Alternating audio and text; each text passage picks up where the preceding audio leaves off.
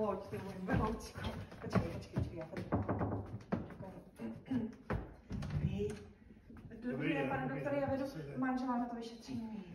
Já jsem, jo, můžem. Pojďte, já se vám na to podívám. Co vám bude? Chudák, nemocná. Čau, Rugo, co tady děláš? Ale prosím tě, jsem přivedla Františka, on... Co se stalo? Ale upad, ale koleno má úplně v hajzlu, tak jsem si říkala, že... Koleno? No, on ho vzal hned, člověče.